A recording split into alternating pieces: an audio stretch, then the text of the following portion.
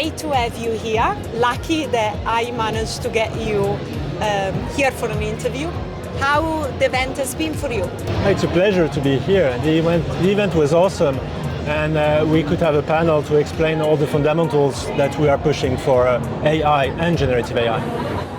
It's interesting because, this is like an NFT Paris event, and here I'm speaking with the CTO of AWS of France. Yeah, but our goal is really to democratize technology and make sure that whatever the size of your company, whether you are an individual, a startup, or a big company, you have access to the same services, same technology, same security, and same performance.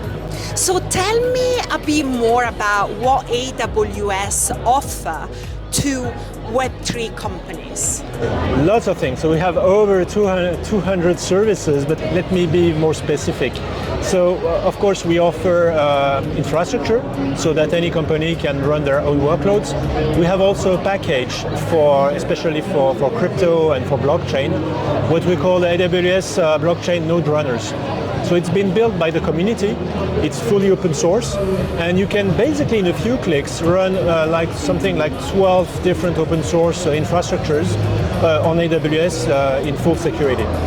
Right, super interesting. Now, one of the things that I want to get into with you, because one of the trends, obviously being here at this conference, we talk about RWA being a big topic, and then AI as well. So now there is a lot happening, AI plus crypto, but AI is really one of the key narrative of 2025.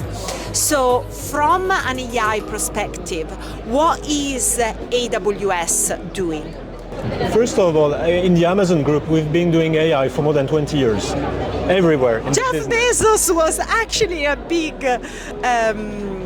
he was in AI very, very early. I remember, exactly. He was not fighting with Elon Musk, but they both had some kind of common interest. But look at any business within Amazon, there is AI from ground to roof. Now, we've been working as well with enterprises in AWS, and we've been providing AI services for more than 100,000 enterprises for 6 years. Now, of course, generative AI put a new focus on it, and we launched Amazon Bedrock 2 years ago, again to democratize access to generative AI, and the focus is really to give choice, which means that in a few clicks you have access to Claude from Anthropic, to Mistral, to Meta Llama, and most recently to DeepSeek R1. Interesting. So tell me more about Bedrock.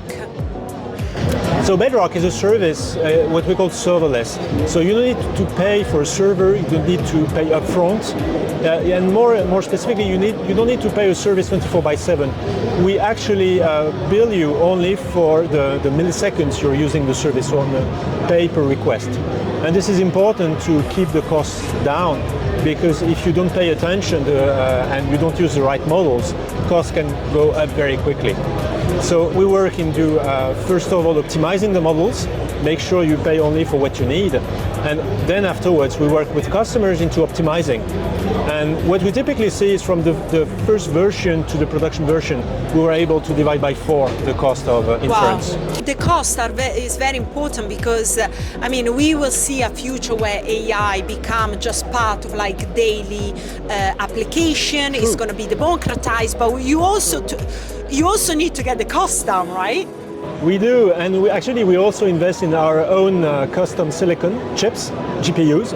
So we're a big partner of NVIDIA, of course. But we also launched a Trainium 2, so our new chips, and basically they cost, for training, they cost 30% less. This is the numbers from Anthropic. And for inference, they are 60% faster. And they consume less electricity as well, which is a good news. Wow, and it was quite interesting that just 2 days ago there was this big news about the European Union investing over 200 billion into AI, and we are here in Paris at an NFT conference where AI is a big part of the discussion. What expectation or do you have about the deployment and investment of these funds? Or, in 5 years, where do you see the European Union, specifically France, be in the AI, We see lots of traction in generative AI, especially in France. So of course everybody knows Mistral, but as well startups like Poolside. They raised, I believe, something like 500 million euros Wow. for development. So they are training a new LLM for developers. It will come soon, and we're a big partner of them.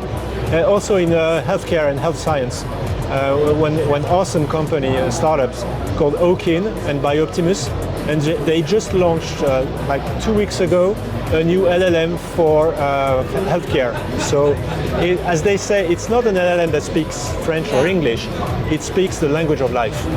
You mentioned about DeepSeek, and obviously that raises some kind of like some consideration about different approach to AI. So you have got kind of the US approach, the Silicon Valley approach, that is more like a mission approach. So we focus on infrastructure. And that's in a way is also what AWS has been doing. And then you have got these people in China that develop at the point of sale. So they focus on execution. So you don't need all this amount of data.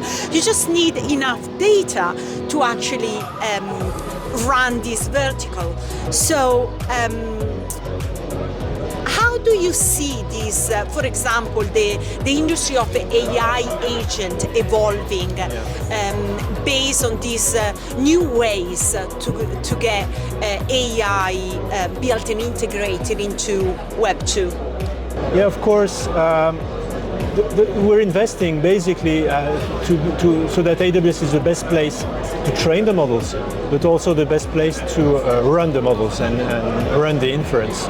So again, it's about bringing choice. So DeepSeek as well as the others, and also with Hugging Face, with more than 1 million models that are open source, and then providing all the tools to bring agents, to bring also security, and as well as what we call guardrails, is to avoid toxicity. For instance, if you have a chatbot, you don't want the chatbot to insult your customers, of course. So the guardrails are meant to keep the models into a very safe place, both from the inputs, the prompts, but also for the output. So crypto plus AI. That's a good question. What we've seen last year in 2024 was mostly using AI to optimize business processes. So doing things faster, better, cheaper. What I expect for 2025 is that AI and Gen AI will enable to do new services that we were simply not able to do before. So really a focus on innovation, new services, new revenue stream as well, so top line. But I'm very curious into what will bring all this innovation. Anything that surprised you from this event? Have you been impressed by? Good, all by the momentum. The momentum is great. I also, maybe as a conclusion, I want also to focus on the skills of people, because at the end of the day, it's the people in the companies and the training. So in France, we've trained already 200,000 people, but it's not enough. And we made the commitment of training 600,000 people by 2030 on digital and AI. Okay, Thank you so brilliant. much.